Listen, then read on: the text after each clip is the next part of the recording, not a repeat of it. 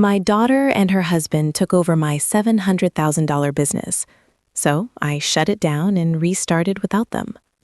The accountant's face was a roadmap of polite, professional concern, the kind that promised bad news without actually delivering it.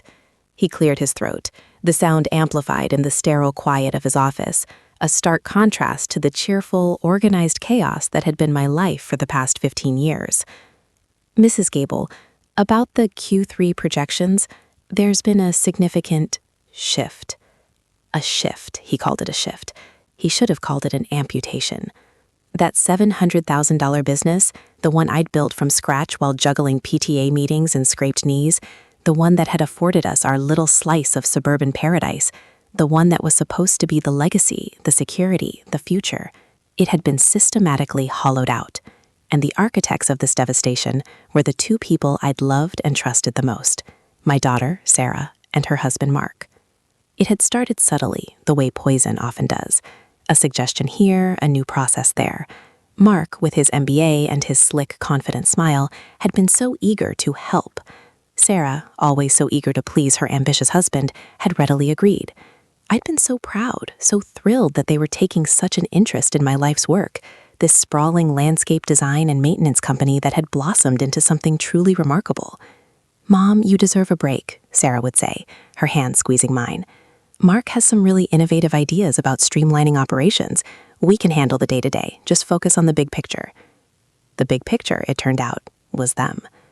I'd been happy to step back, to enjoy the fruits of my labor, to finally have more time for my gardening, for my book club, for spontaneous trips to the coast. I'd always envisioned handing the reins over to Sarah eventually, but I'd pictured a gradual mentorship, a shared growth. Not this quiet, calculated takeover that left me feeling like a ghost in my own company. They started by subtly renegotiating contracts with suppliers, citing efficiency gains that somehow always seemed to benefit Mark's brother's logistics firm. Then came the staffing changes, positions I'd carefully cultivated over the years, filled with loyal, skilled employees who knew my vision, were phased out, replaced by younger, cheaper labor with no connection to the company's history or my values. When I'd raised concerns, Mark had been all charm and reassurance. "Mom, we're just adapting to the market. Things change. You built this on hard work and foresight. We're just building on that foundation. Don't you worry your pretty little head about it." The dismissiveness stung, a tiny, sharp jab that I tried to ignore. Sarah would nod along, her eyes downcast, a subtle flicker of unease I hadn't understood until much later.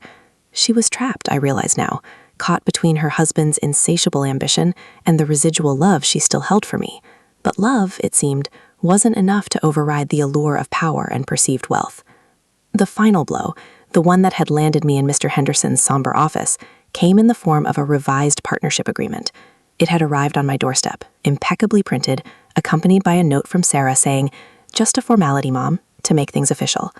I'd skimmed it at first, my heart sinking with each clause. It wasn't a partnership. It was a surrender. It effectively transferred controlling interest to Sarah and Mark, leaving me with a minority stake and a pittance of a dividend, contingent on their approval. My $700,000 business, my blood, sweat, and tears, reduced to a ceremonial title and a few dollars.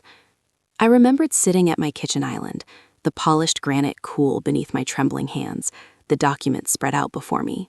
The midday sun streamed in, illuminating dust motes dancing in the air, a stark, indifferent beauty that mocked my internal turmoil. I'd read it again, slower this time, tracing the sharp legal jargon with a finger that shook uncontrollably. Every word was a hammer blow, shattering the image of the family I thought I had. They hadn't just taken over my business, they'd taken over my life's work, my identity, my financial security. And they'd done it with a smile, with words of love and support, cloaking their betrayal in the guise of familial progress. The humiliation wasn't just financial, it was deeply personal. I'd always been the strong one, the provider, the bedrock of our family. To be so utterly outmaneuvered, so easily discarded by my own daughter and her husband, it was a public stripping of my dignity, even if only I knew the full extent of it. I'd avoided the office entirely for weeks, feigning illness, unable to face the knowing glances, the hushed whispers I imagined would follow me. My friends, who had always admired my success, would ask about the business, and I'd offer vague, non-committal answers, my cheeks burning with shame.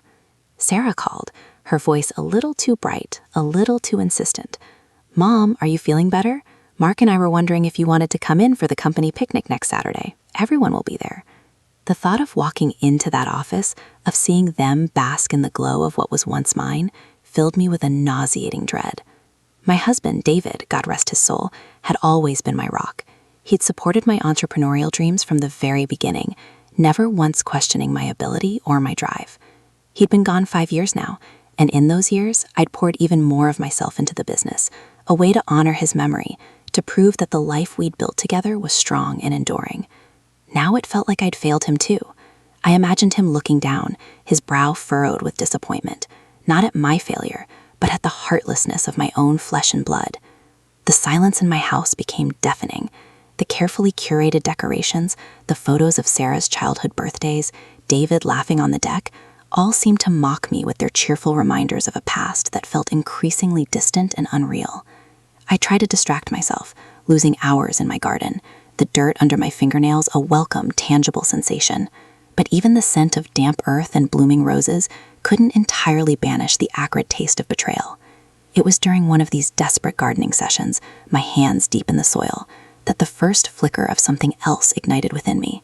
Not despair, not shame, but a cold, hard ember of something akin to clarity.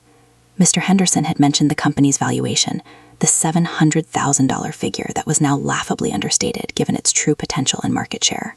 He'd also spoken in hushed tones about certain clauses in the original incorporation documents that, while seemingly benign at the time, granted me significant executive power that, in my naivete, I'd let atrophy, power that, if exercised correctly,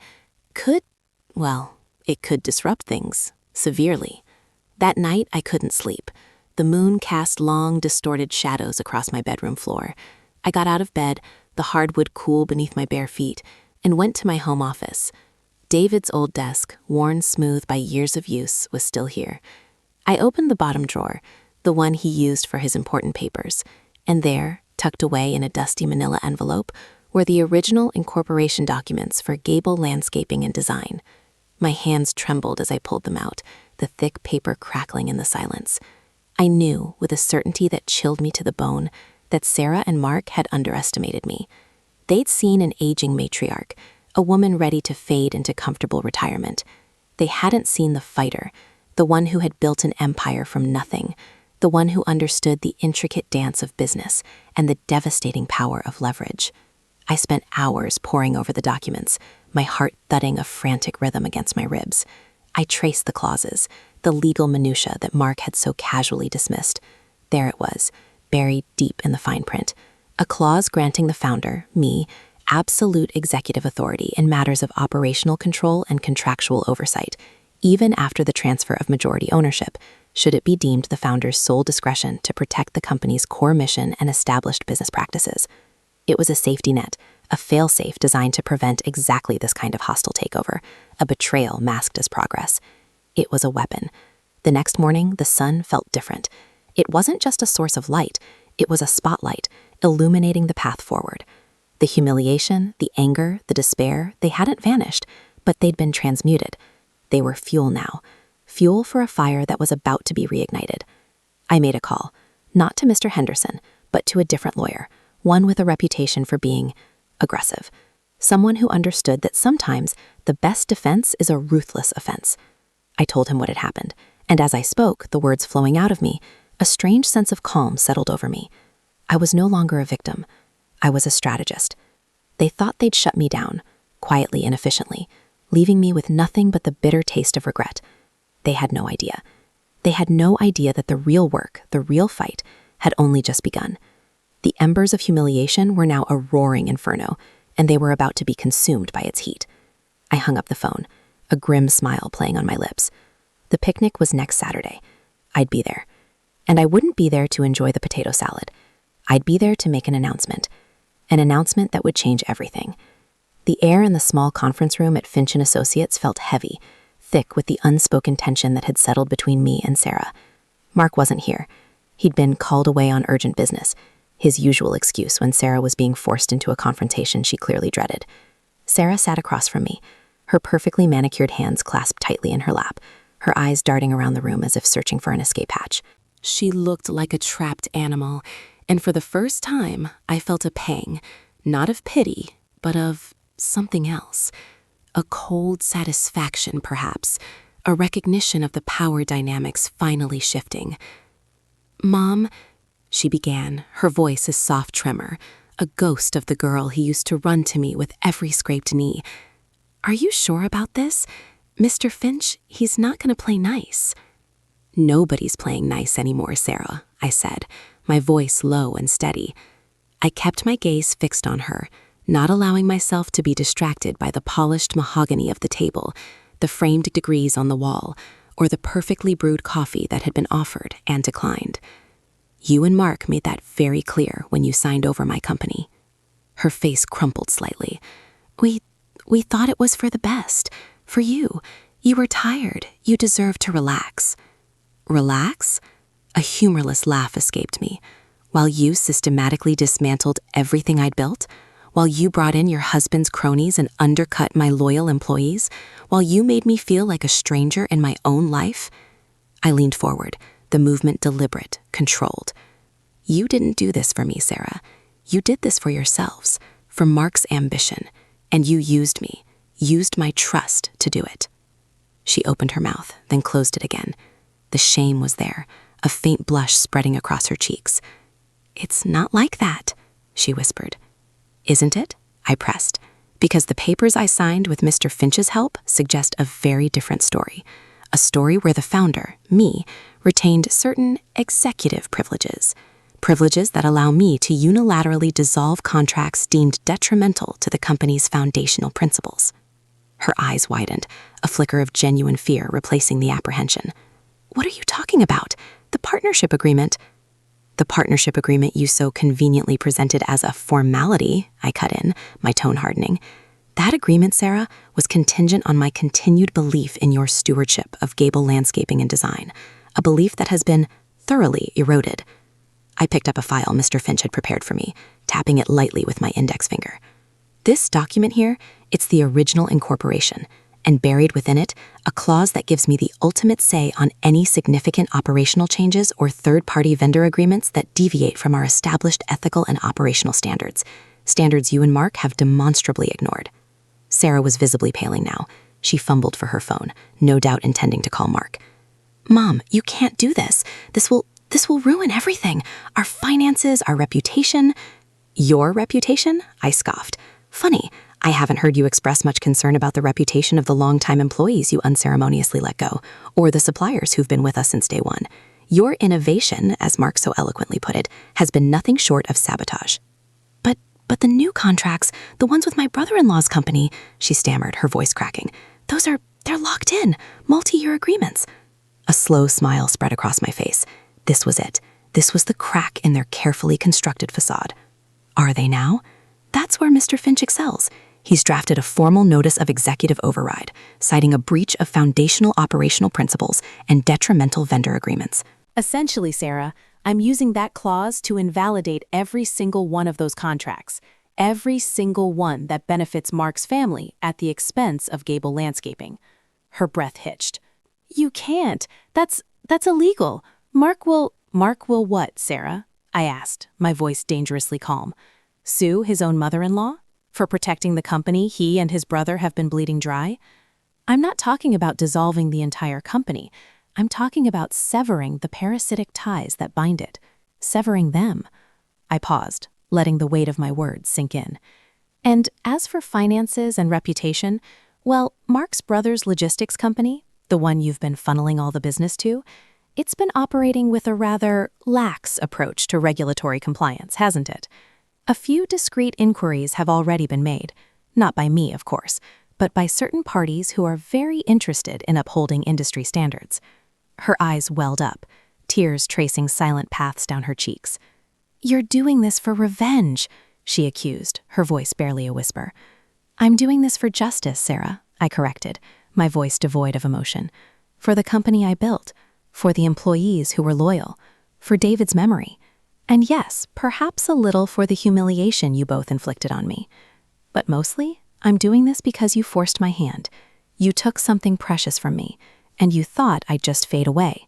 You underestimated me. You underestimated what I'm capable of when I'm pushed. I stood up, smoothing down my skirt. Sarah remained seated, a picture of stunned disbelief. "You're not going to let you ruin our lives, Mom," she said, a desperate plea in her voice. "You already did that, Sarah," I replied, my gaze sweeping over her. "This is just me cleaning up the mess." I walked towards the door, pausing before I opened it. Oh, and one more thing. I also discovered that the majority of the company's current assets, the prime real estate where the main nursery is located, for instance, were quietly transferred to a holding company controlled by Mark's father just last month. A strategic move, I'm sure you'll tell me. Another little oversight on your part, perhaps? Fortunately, the incorporation documents also grant me the authority to challenge any asset transfers that appear to be predatory. I let that hang in the air for a moment. Consider this a preview of coming attractions. I left her there, alone in the quiet conference room, the echoes of my words likely reverberating through her mind. The drive home felt different. The anger hadn't dissipated, but it had coalesced into a cold, sharp focus. They thought they were so clever, so ruthless. They thought they could play me, discard me, and walk away with everything. They were about to learn that I was a gardener. I knew how to prune. I knew how to dig deep. And I knew how to make things grow again, even from the most barren soil. The next few days were a blur of phone calls and meetings. Mr. Finch, a man who seemed to relish a good legal battle, was a whirlwind of activity. He was meticulously gathering evidence of the asset transfers, the questionable supplier contracts, and the subtle but systematic devaluing of Gable Landscaping and Design under Sarah and Mark's stewardship. He confirmed my suspicions about the holding company. "It's a classic maneuver, Mrs. Gable," he'd explained, his eyes glinting with professional zeal. "Transferring valuable assets out of the operating company to make it appear less attractive and harder to reclaim for a dissenting stakeholder. Predatory is the word he used, isn't it?" I'd said, a grim smile on my face. "Indeed, and we have a very strong case to challenge it." I also learned, through a series of discreet inquiries facilitated by Mr. Finch's network, that Mark's brother's logistics company, Stellar Transport, was far from the picture of corporate efficiency they projected. They had a history of labor disputes, environmental fines, and a surprisingly high rate of equipment failure.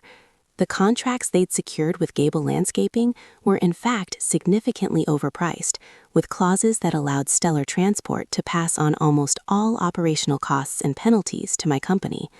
It was daylight robbery, wrapped in a bow of familial obligation.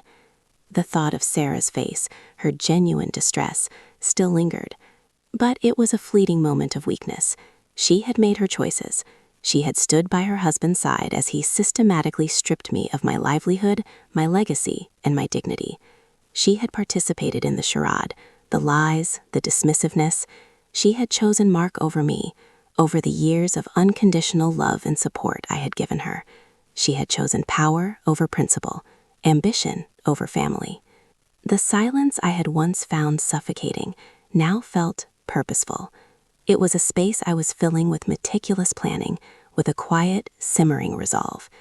I spent hours at my kitchen table, surrounded by copies of financial statements, legal documents, and even some of the old company newsletters, reminding myself of the values that had always guided Gable Landscaping.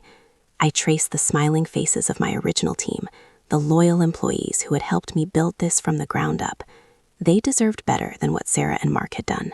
One afternoon, while going through a box of old photographs, I found a series of pictures from the year David and I officially incorporated Gable Landscaping.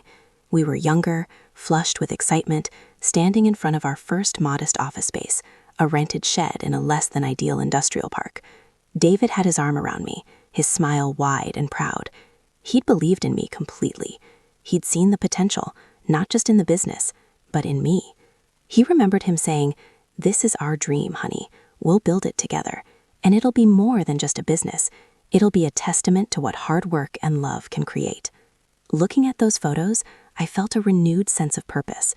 I wouldn't let David's dream, our dream, be tarnished by greed and betrayal. Mark called once.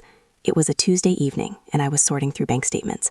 His voice, usually so smooth and confident, was tight with an edge of desperation. "Mom, what in God's name are you doing? Finch has been calling my brother, asking about Stellar's compliance records. My brother is furious. He's threatening to sue us both for defamation. I calmly picked up a pen. Mark, you and Sarah made a choice.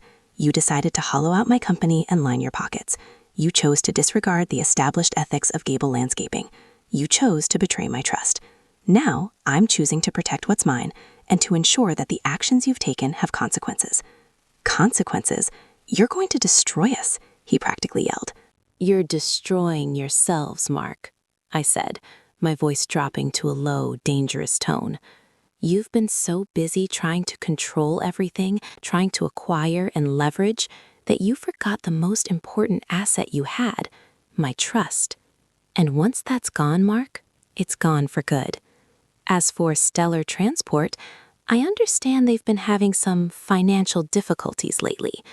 Running a business isn't just about signing contracts, it's about having the capacity to fulfill them, and it seems Stellar might be a bit overextended, especially now that their most lucrative and least scrutinized client is about to pull the plug on a significant portion of their business. A beat of silence, then a strangled sound from his end. You wouldn't. You can't. Can't I? I chuckled, a dry, rasping sound. You'd be surprised what a woman can do when she's been pushed too far. Think about it, Mark. You thought you were so smart, so ahead of the game, but you forgot the fundamental rule of business. Never underestimate your opponent. And you, my dear son-in-law, have significantly underestimated me. I hung up the phone before he could respond. The confrontation with Mark hadn't been satisfying in the way I'd imagined. It had been cold, factual. The fury was still there, but it was a controlled burn, like a furnace powering the engine of my resolve. The next phase of Mr. Finch's plan involved leveraging the asset transfer information. He began the process of filing legal challenges against the transfer of Gable Landscaping's prime nursery property to the holding company controlled by Mark's father. This was a big one. This was tangible proof of their intent to strip the company bare. The court filings alone would be public, and Sarah and Mark would no longer be able to hide behind their carefully crafted image of progress and familial support. Their names and their actions would be laid bare. One evening, Sarah showed up at my doorstep unannounced. She looked disheveled, her eyes red-rimmed. She wasn't wearing the expensive designer clothes she usually favored. She was in sweats, her hair pulled back in a messy bun. The veneer was gone. "Mom," she said, her voice thick with unshed tears. "We need to talk, really talk." I let her in, my expression unreadable. I offered her a glass of water, which she accepted with trembling hands. She sat on the edge of my sofa, her gaze fixed on the Persian rug. "Mark, he's not handling this well," she began, her voice barely audible. "He's angry, so angry. He keeps saying you're crazy, that you'll regret this. He's started drinking a lot more." "And you, Sarah? How are you handling it?" I asked, my tone gentle but firm. She finally looked up, her eyes pleading. "I'm scared, Mom. I'm so scared. We're gonna lose everything. The house, our savings. Mark's parents are threatening to cut them off if this goes public." "You should have thought about that before you decided to defraud your own mother," I said, the gentleness fading. "Before you allowed your husband to systematically dismantle my business, my legacy." "It wasn't like that," she insisted, the familiar denial creeping back in. We wanted to modernize things, to make it bigger, more profitable. Mark has big plans." "Mark's plans involved enriching his family and leaving me with nothing," I stated plainly. "And you were a willing participant. You signed the papers, you stood by and watched while my employees were let go. You smiled and nodded while I was dismissed as irrelevant." "I didn't know," she whispered. "I didn't know how far he would go. I thought we were just making improvements." Improvements that benefited Mark's brother's company to the tune of exorbitant fees? Improvements that saw the company's most valuable assets quietly spirited away? Is that your definition of improvement, Sarah? I stood up, walking over to the window and looking out at the darkening sky. "I loved you, Sarah. I loved you and David, and I always thought I could count on you. But you chose a path of deceit and greed. You allowed yourself to be consumed by the ambition of a man who never truly valued you, only what you could bring him." She started to cry openly now, the dam finally breaking. "I made a mistake, Mom. A huge mistake. I love you. I always have." "Love," I repeated, turning to face her. My voice was devoid of warmth, of the maternal comfort she clearly craved. Love is not a contract, Sarah. It's not something you can sign away or manipulate. Love is built on trust, on honesty, on loyalty. And you and Mark and your precious brother-in-law have systematically destroyed all of that. You have poisoned the well. And I walked back towards her, my shadow falling over her as she sat huddled on the sofa. Am not going to try and drink from it again. I paused, letting my words hang in the heavy silence. Her sobs had subsided into shuddering breaths. She looked up at me, her face streaked with tears and mascara, a picture of utter despair. The legal filings are going public next week, I said, my voice a quiet pronouncement. The world will see what you've done. They'll see how you've betrayed your mother, and the courts will decide the fate of Gable Landscaping and Design. But no matter the outcome, Sarah, I looked her directly in the eye, my gaze unwavering. You've already lost everything that truly matters. You've lost me, and you can never get that back. I didn't wait for her response. I walked out of the room, leaving her alone with her tears and the ruins of the family she had helped to destroy. As I closed the door behind me, a chilling sense of calm washed over me. The humiliation was gone, replaced by a quiet, unwavering resolve. They thought they had broken me. They were wrong. They had simply forged me into something stronger, something harder, something far more dangerous. And they had no idea what was coming. The final act of this play was about to begin. The next few weeks were a carefully orchestrated symphony of legal maneuvers and strategic revelations, all conducted from the quiet sanctuary of my home. Mr. Finch was a master conductor, his firm orchestrating the legal challenges with surgical precision. The filings against the asset transfer were the first dominoes to fall. The media, always hungry for a good family drama, sniffed the air. A small article appeared in the local business journal, a discreet mention of a legal dispute over assets at Gable Landscaping and Design. It was just enough to start the whispers. Then came the inquiries into Stellar Transport. Mr. Finch's team, armed with publicly available information and a few well-placed anonymous tips, began a quiet but thorough investigation. They discovered a pattern of safety violations, unpaid fines, and a surprisingly high rate of vehicle accidents. It wasn't just about inflated contracts. It was about a fundamentally unsound operation. Mark's brother, Gary, a man I'd only met a handful of times and always found to be loud and overbearing, was apparently a sloppy operator. He'd been using Gable Landscaping as a financial buffer, a piggy bank to prop up his own faltering business. The sheer audacity of it was almost impressive. Sarah had called again, this time her voice tinged with a frantic urgency. "Mom, Gary's threatening to pull Stellar Transport entirely. He says if you keep pushing this, he'll expose everything. He says he has proof of things you wouldn't want coming out." Her voice cracked. "Mark is beside himself. He's saying you're being vindictive, that you're destroying our lives out of spite." I listened, my expression impassive. Vindictive? Spite? It was so easy for them to frame it that way. They had never had to fight for anything. They had always been handed opportunities, smoothed over by wealth and connections. They didn't understand the visceral, soul-deep need to protect what was yours when it was all you had. "Sarah," I said, my voice calm and measured, devoid of any of the warmth she'd once expected from me. "Your husband and his family have been systematically plundering my company. They've been using it to cover their own financial irresponsibility. They've leveraged my name, my legacy, and my trust for their own gain. And now, when I'm finally pushing back, they resort to threats?" I paused. What exactly does Gary have that he thinks will hurt me? My reputation? My life has been an open book. I've lived with integrity. It's them, Sarah, who have skeletons in their closets. And I suspect Mr. Finch is quite adept at rattling cages. He says you've been hiding assets for years," she stammered, "that you've been siphoning money from the company before David died. That's why you were so eager to sign everything over to Mark, to cover your tracks." A cold, hard knot formed in my stomach. This was it. This was the depth of their depravity. They were willing to smear my name, to twist my entire life into a lie to save their own skin. They were turning the memory of David, of our shared life and struggle, into a weapon against me. "That's a vicious lie, Sarah," I said, my voice low and dangerous. "And it's a lie that will cost them dearly. David and I built Gable Landscaping from nothing. We poured every ounce of our energy, our savings, and our love into that business. We lived frugally, we sacrificed everything. There were no hidden assets, Sarah. There was just hard work and each other. The only siphoning happening was by your husband and his family. But Gary said he found paperwork, she insisted, her voice trembling. Old account statements, things that look suspicious. Things that were audited, Sarah.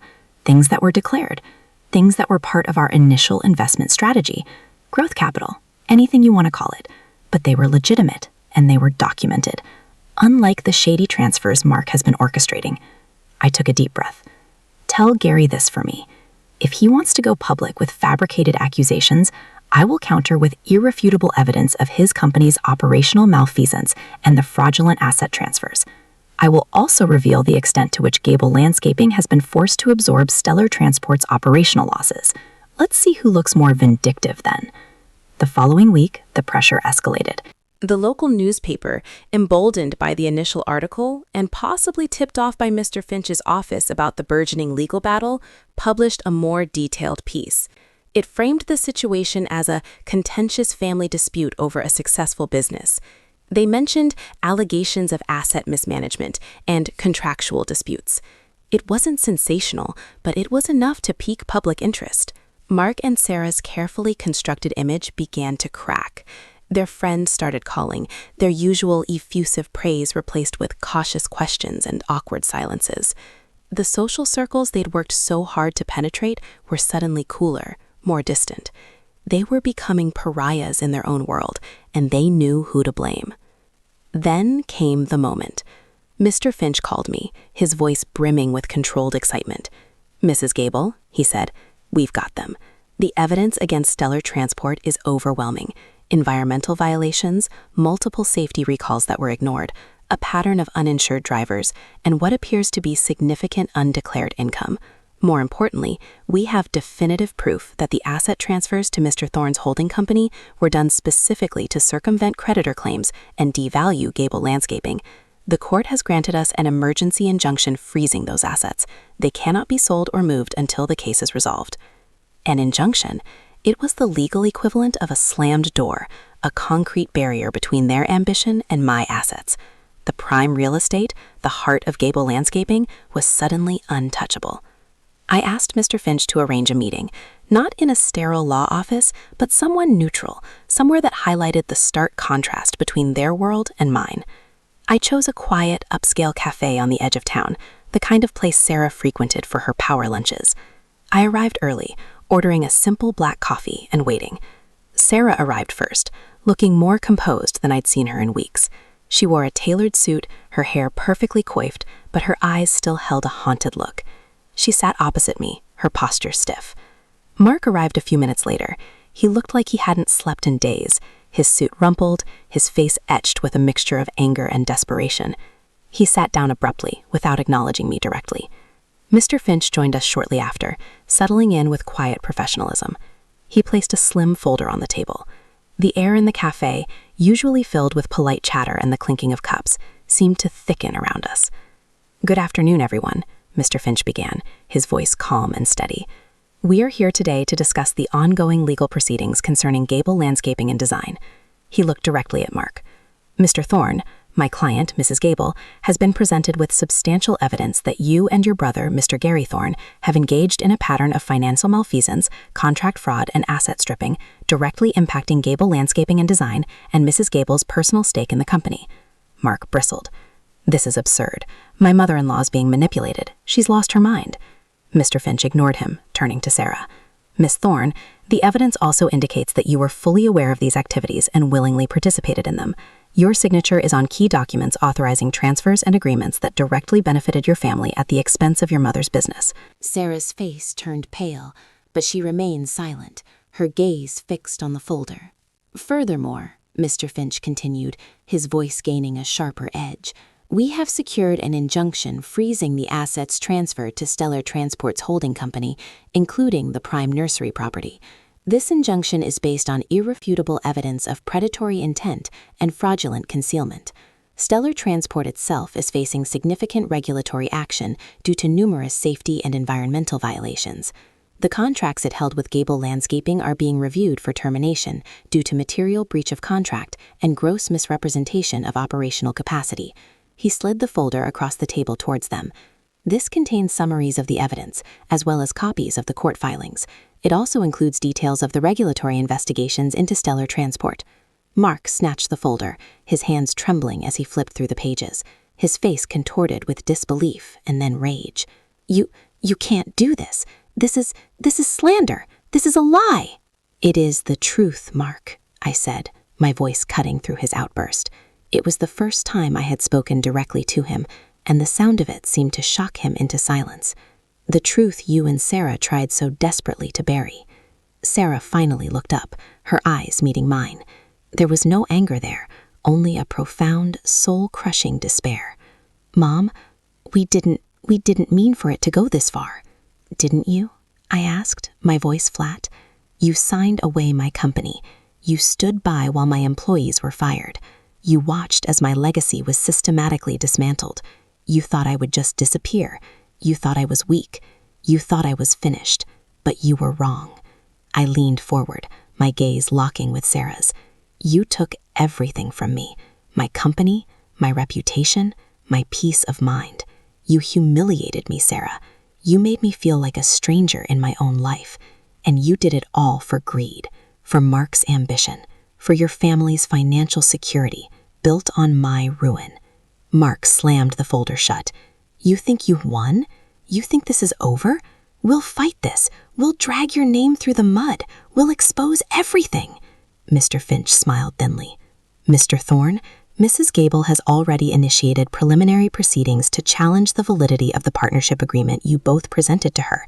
It appears to have been drafted without full disclosure of its implications and with considerable pressure applied to Mrs. Gable. Furthermore, the proof Gary Thorne allegedly has against Mrs. Gable regarding hidden assets is based on fabricated interpretations of legitimate business transactions from decades ago. We are prepared to counter with detailed accounting records, tax returns, and affidavits from individuals who were privy to the company's financial history during that period. The truth, Mr. Thorne, has a way of coming out, especially when it's being actively concealed. I stood up, smoothing down my skirt. The cafe patrons were now pointedly avoiding our table. It's not about winning, Mark, I said, my voice barely above a whisper, but carrying immense weight. It's about taking back what's mine. It's about restoring what was stolen. And it's about making sure that the people who tried to break me pay the consequences. I turned to Sarah. You made your choice, Sarah. You chose your husband over your mother. You chose ambition over integrity. And you have to live with that choice. The legal battles will play out. The assets are frozen. Stellar Transport is facing ruin. Your father-in-law's reputation will be tarnished. And you, I met her gaze, my heart a cold, hard stone in my chest, will have to look in the mirror every day and know that you betrayed your own mother. I didn't wait for their reply. I walked out of the cafe, leaving them sitting there amidst the debris of their own making. The sun was setting, casting long shadows across the pavement. A profound sense of calm washed over me, not the fleeting relief of victory, but the deep, settled peace of knowing I had done what was necessary. They had underestimated me. They had seen a tired old woman, easily manipulated and discarded. They hadn't seen the gardener, the one who nurtured and built, the one who understood that sometimes the only way to save the garden was to prune the rot, no matter how painful. As I drove home, the hum of the engine a steady rhythm, I felt a lightness I hadn't experienced in years. The weight of humiliation, of betrayal, had finally lifted. It had been a brutal, excruciating journey, a descent into a darkness I never imagined I'd face. But I had emerged from it, not unscathed perhaps, but whole, stronger, and ready to rebuild. Gable Landscaping and Design would be mine again, and this time it would be protected. It would be honored. It would be a testament to resilience, to the unwavering spirit of a woman who refused to be erased. The echoes of their shocked silence, the impending implosion of their carefully constructed lives, were a quiet, satisfying melody in the background of my newfound freedom. I had finally reclaimed my life, one ruthless, necessary cut at a time.